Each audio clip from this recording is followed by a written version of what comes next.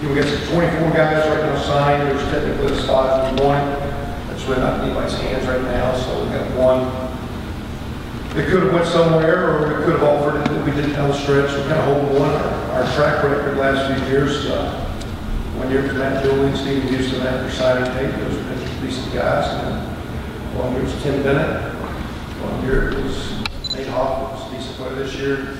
Big sites in Cameron last year, so our thing at the end, you know, there's a couple guys that could win on, just looking at needs. We just calculate and hold that and see if we use it. We could use it for walk-ons. We could use it to a senior transfer. There's one of those cats. We're not going. There's no rush to do that. Most of those guys that came around April, May. So we're kind of sitting on one. It's a good class of 24.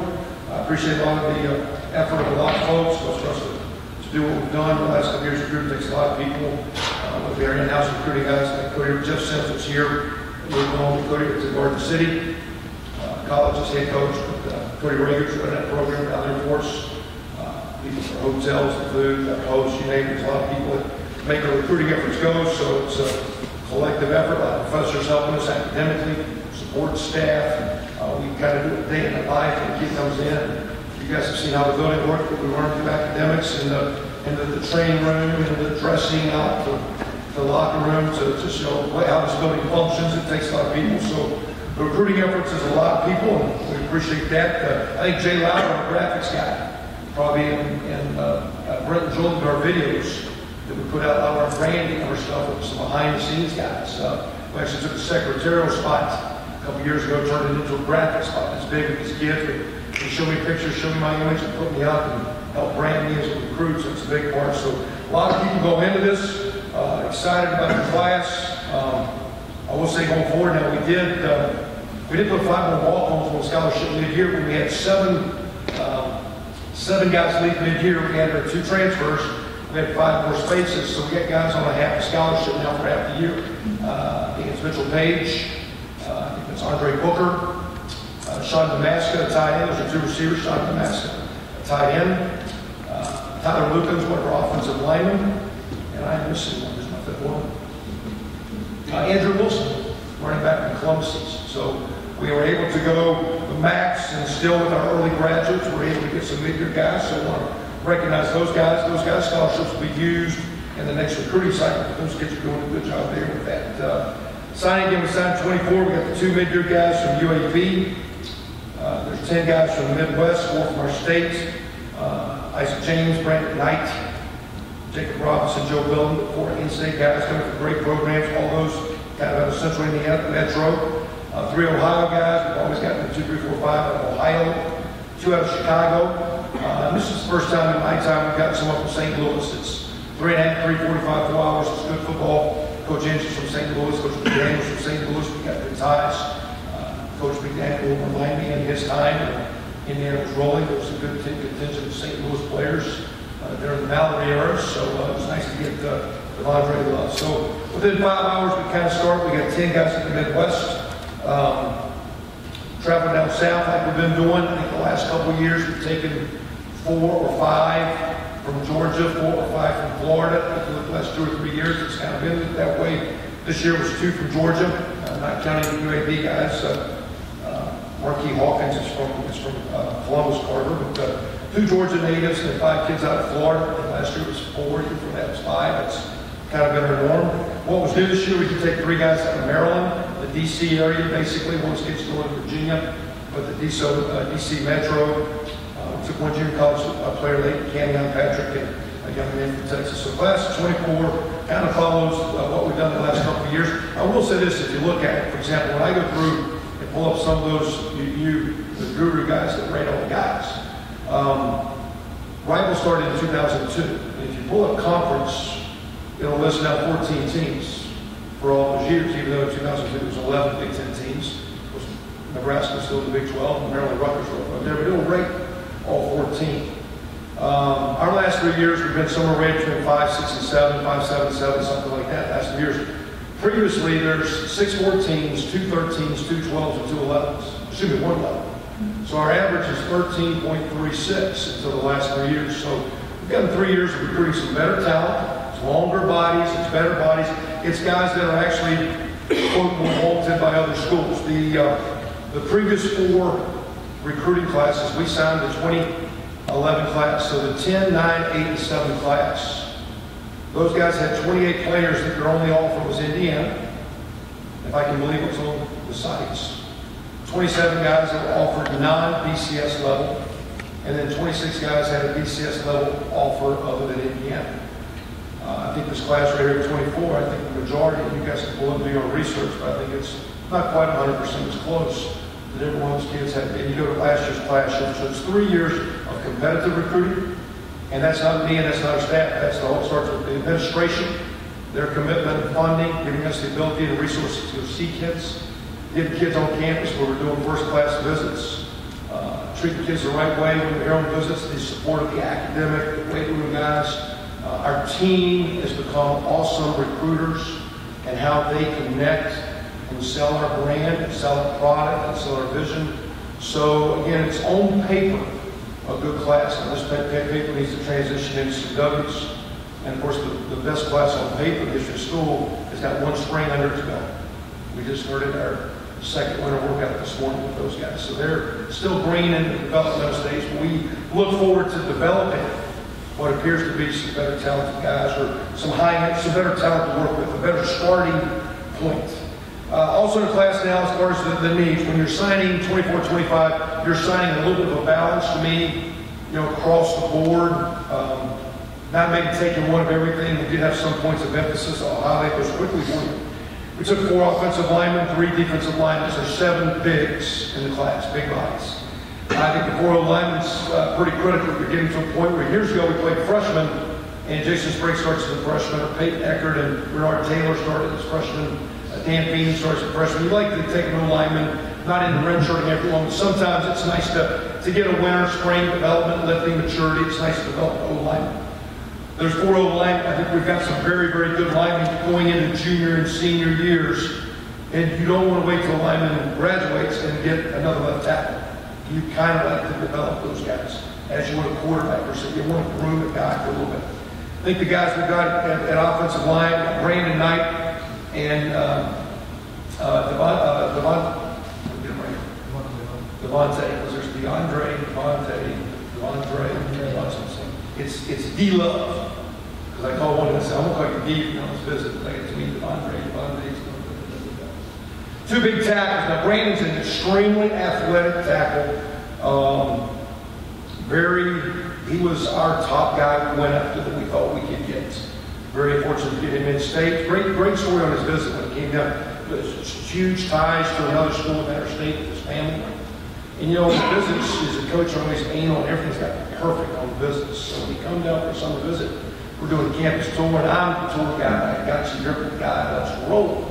As we popped in out around campus, and Grandma was getting in her big golf cart, I accidentally ran over her foot. and she screamed a little bit, but that shows that even when the great grandma split and give her a big hug, they still want to be Hoosiers. So we were able to work through that. It was a lot of fun that day. It's something we always send a little direct message sweet about how Granny splits going from time to time. But like Brandon Knight at offensive tackle, very, very athletic. Wanted to get a little bit bigger in the weight room. Got the body. So just want to need some strength. Just the way his effort, energy, the way he played, very, very, very impressive. And really like him. Devondre Love is a bigger guy. Would probably be right tackle. Brandon left. We'll figure it out in time. He's as big as a house. He's as big as anyone we've got. I think he's more proportioned than Dimitri Camille, but 6'7" and long like him, 290 pounds, 300. Very big frame, very, very proportioned, well, the right way. 2 big guys to work with Brandon Knight, a little bit more athletic, and D-Love being a little bit more of a road grader. 2 inside guys, Hunter Littlejohn. Might look at him at center or guard. I can see him maybe in center. We've got some centers that are getting to the end of the time. See him in one of those inside 3 positions. Guy we were on from the get-go like the bunch, as his other fellow Ohio native, Simon Stepniak, who was our top target at guard. Coach Ryle would tell you when he started, he wanted Brandon Knight and Simon Stepniak at those 2 positions. Those were his 2 top targets. So very excited about those 2 guys, and I think I love the Littlejohn compliment the O-line. D-line, we got 2 in-house guys, in-state guys, with Joe Belton out of Avon and Jacob Robinson out of Westville. Joe will probably start, he could play on the end, we'll probably start him inside as an athletic kind of nose guy. We'll see how his body transitions into nose. That would even consider him as an offensive center. For what it's worth when you watch him play. He starts on the D-line as an inside guy. I see Jacob Robinson. I see Brandon Wilson. It's either our stand-up bandits or guys that grow into being the five technique that put their hand on the ground. Jacob, again, heavily recruited, as was Brandon Knight. Several Big Ten schools, active committee, continue to pursue him. Brandon Wilson sitting in Florida last week. He coach Inches there, and the Gators and the Tar Heels going to see what he's doing last week at his one trip. So pretty highly touted guy playing basketball, and excited about Brandon Wilson. I think he was committed to another school before we got him. In the mid-skill, we got 4 guys coming in the mid-skill area. Tight end Austin Doris, who's one of the guys that played quarterback in his class. We had him at camp last year. I liked him, offered him immediately after camp.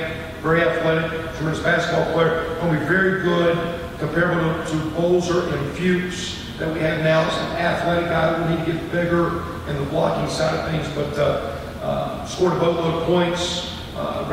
Basically was their player on the tremendous high school team over at Shadyside over on the river on the West Virginia-Ohio state line. But again, very excited about Austin Doris. At inside linebacker, we've got 2 mid-skill guys. Only in that probably the position that was maybe recruited least because we felt no different a year ago. You're sitting a year ago with some quarterback at that point. It's hard to track the quarterback. Well, you're sitting here playing freshman and sophomore linebackers that are pretty good and are getting recognized for all Big Ten, this or that. So in the linebacker world, it was difficult to go get some linebackers we wanted. We didn't take as many as we might have liked, but we like what we got, and we'll complement that with our in-house walk-ons. We got Raekwon Jones, very athletic, strong guy. He just told us the other day he benched 400 pounds. He was at 380. He was trying to go past his father as a 400-pound bencher. Athletic linebacker out of Panama City, Florida. Very intrigued by Raekwon, excited, great kid. And Amari Stranger, who's been with us. I think he'll play outside as our field outside backer. Young man out of Chicago, out of Creek-Walnut, Amari Stranger. The other mid-skill guys are one true quarterback in the class. Again, that's Austin King. Again, Austin coming out of Georgia. Plays in a style of offense that's very prevalent in that region because it's the air raid, Hal Mummy, Mike Leach, Chris Hatcher, Valdosta offense, where it's spread, it's gone. You can see him distribute the ball, make all the throws you want. Great touch on the screen game, underneath throws, players to tailbacks, stepping in the curls, quick games, making the go balls and the dig shots. Great command presence, good body language. I think he'll be a quality quarterback for us.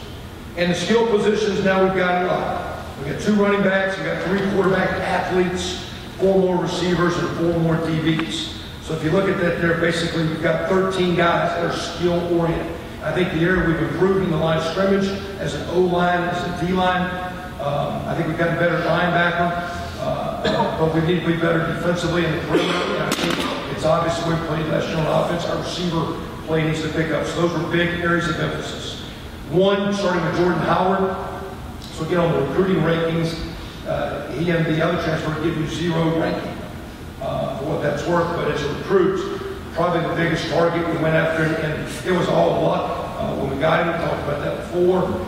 They're dropping football. We looked into it. They had a great running back. We didn't know it. We thought Coleman might be leaving. He's here. He's doing well. He's a big back. He's a different back. We're excited about him. Again, he was, I think, second in the nation in carries. He had 2 fumbles, over 300 carries. He's dependable. 900 yards. Almost 880-something as a freshman. So very excited about Jordan Howard. We added late. Let me get this D right because I got my D's here. Devontae Williams. Raise the Tays here. All right. He is a very, very dynamic player. Came to us early. Actually wanted to commit last spring. And I was like, I don't know if I want to run him. And we continue to recruit him, but like we don't know. About 2 weeks left, we kind of hit him back. Coach McCullough kept recruiting him because he was always Coach McCullough's top high running back because he loved the speed he brought, playing his space, and things he thought was a little missing from some of the other backs we recruited. I thought it'd be a nice piece to complement his room. He was always Coach McCullough's target because we looked at it, wasn't for sure, if even with Tevin going, if we got Jordan, do we need receivers? Do we need defensive backs? Do we have other critical needs? So, but as 2 weeks left, we started looking around who's the best player on the board. He became a lot more better player on the board, especially watching his senior tape. I didn't watch his senior tape until after the new year, really a couple weeks ago. We kind of judged him as a junior. We watched put a senior tape on. What I like when we put a senior tape on, the DB coach has said, we need to take that guy because he's a very, very dynamic player. So we like Devontae as a speed guy, Jordan as a proof guy at running back. 3 guys at quarterback athlete. We'll start Donovan Hale at quarterback, bigger kid. I don't know if his frame says he's not a quarterback. He might be a tight end or outside linebacker. He's pushing 6'4", about 215 now. So he's going to be a Chris Covington-sized kid, not a little bit taller. So very comparable body, very raw.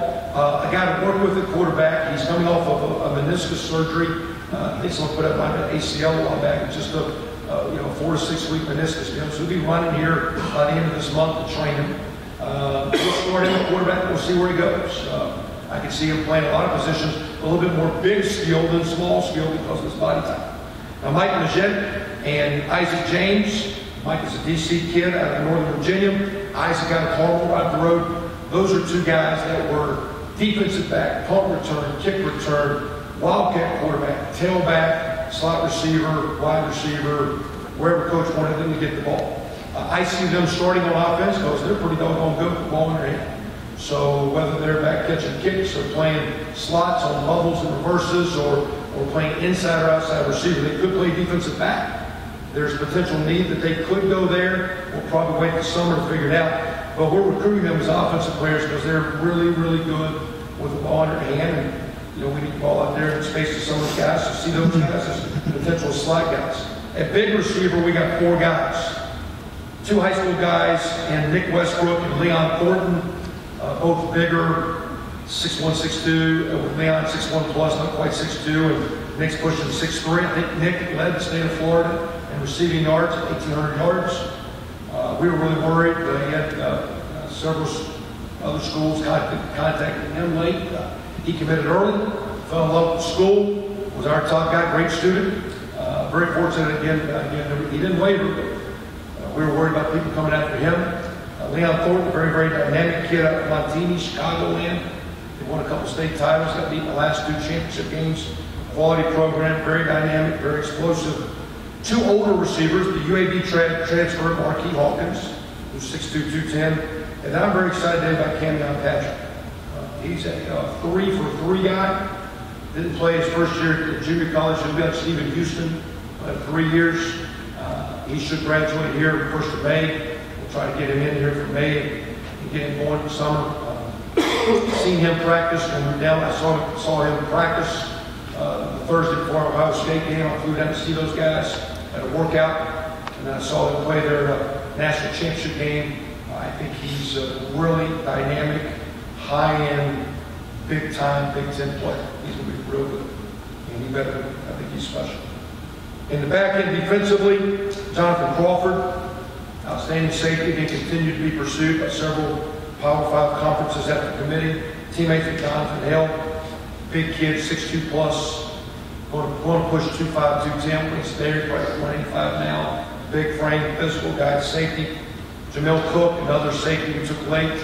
Very, very physical kid out of Houston. See those 2 guys at safety. And then we're going to start Tyler Green. A lot of people have him listed as a safety.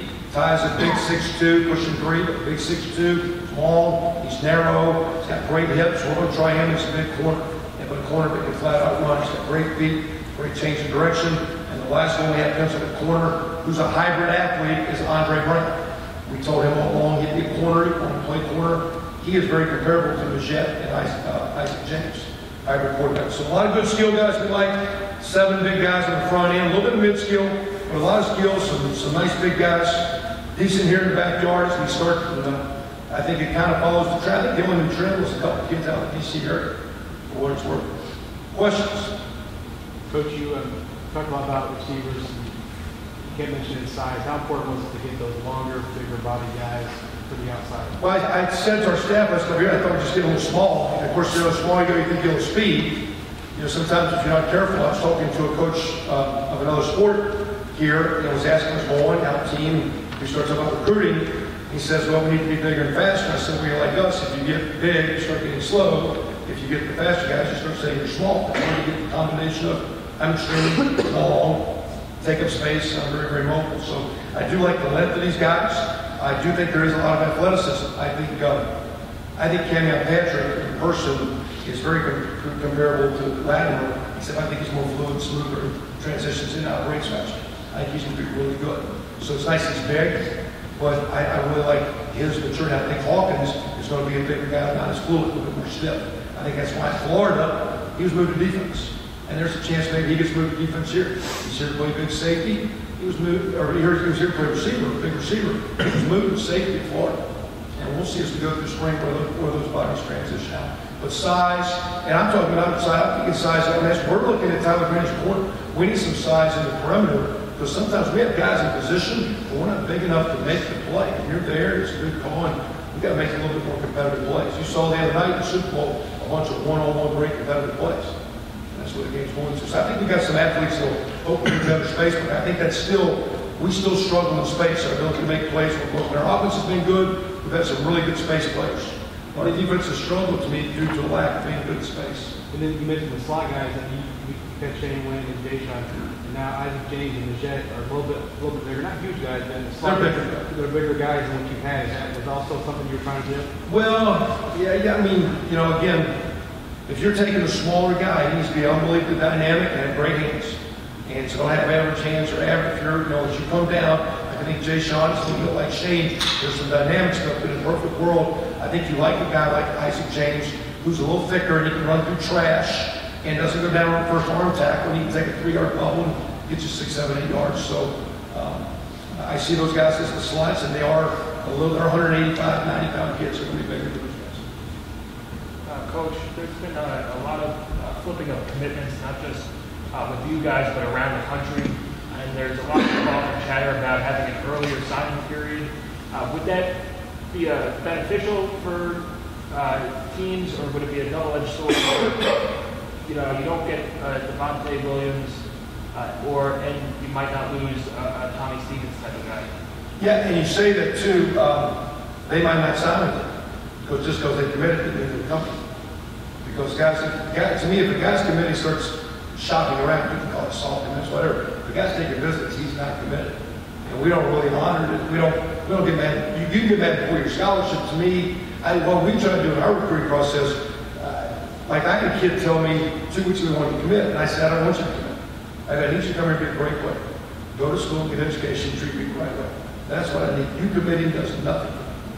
That just says you're coming. What does that mean? I need you to do something to get here. So our whole deal about getting guys to commit is to slow down, make sure they're doing it for the right reasons. I think it's one way to hang on to some guys like we do. I think kids commit too early. Too many coaches pressure guys. Everybody pressuring every kid to commit is all sitting here with a scholarship at hand, as we're sitting here with one. So when we never pressure, some guys do. They're trying to get a guy to fold his cards. We had a guy visiting last week. The school got him to fold his cards. It's called Texas Hold'em. You're bluffing a little bit. Hey, if you go somewhere that's going to take the spot. We always look at it. If we want you, we're going to have one for you. And so we try to build relationships. But when you say, to me, and it's kind of tough now, and it's kind of amazing how a kid can go and he take up trips, and that's fine. If the coach pulls a scholarship back, that's bad business. So to me, I like the early signing day because trust me, a lot of these guys that have offers, and some assistant coach blowing smoke about an offer. And trust me, if it comes time to write the check, I'd have some checks that will be sent to them. And that guy's sitting there on whatever day, and where's my scholarship? So you'd be surprised if there was an earlier signing day, it would cut out some of the. So I'm all for it. I'm for doing it on the first day of August. I'm not for moving up the recruiting calendar.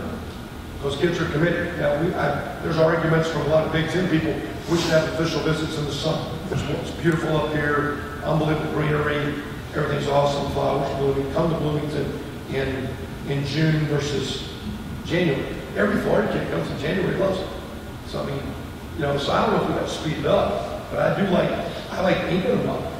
Because what it would do, it forced me as a coach, if I want to send that scholarship, and right then if that kid didn't sign, he truly didn't commit.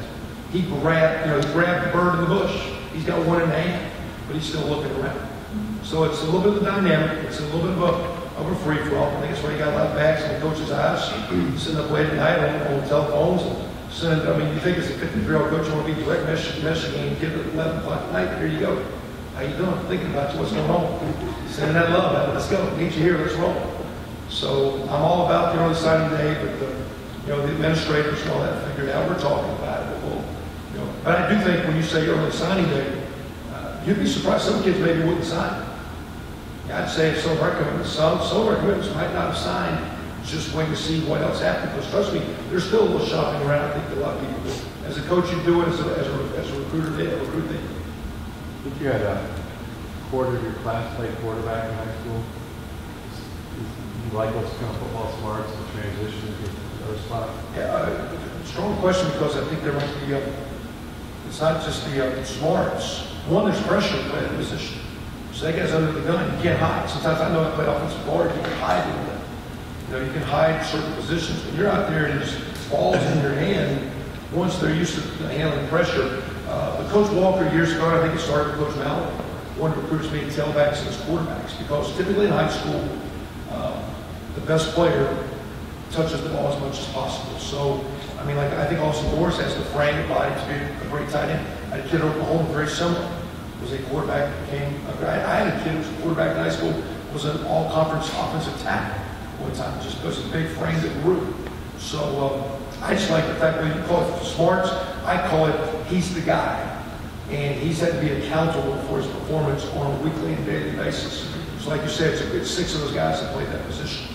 But again, you look at their body types and skill sets, I see a DB or two, I see a receiver or two.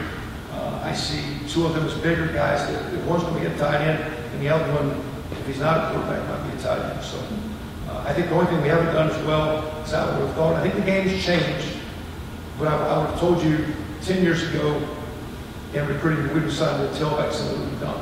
I think the game's played more for receivers, but it used to be everybody handed the ball off, and you would sign 3 or 4 tailbacks in every class.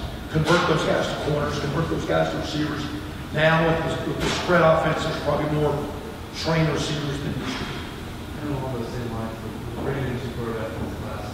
You don't think that really a guy like Walker and stuff too? Yeah, we'll see. Now, I think Covington's going to be limited in the spring, so we're going to keep him at quarterback, because there's going to be limits to come off. Now, he's running. He's out there. We got work out staying with himself out doing the majority of everything, but they won't be contacted through spring. So we're going to keep him at quarterback, because he can't have contact, which he would need if he's back on defense. Zeke will be back on defense.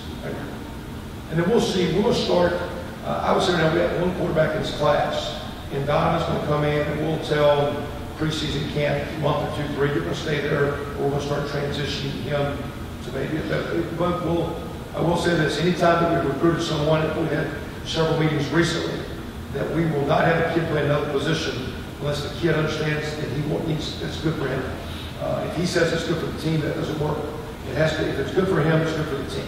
And every decision we make them as that kid buying in, that it's good for him. So we'll see how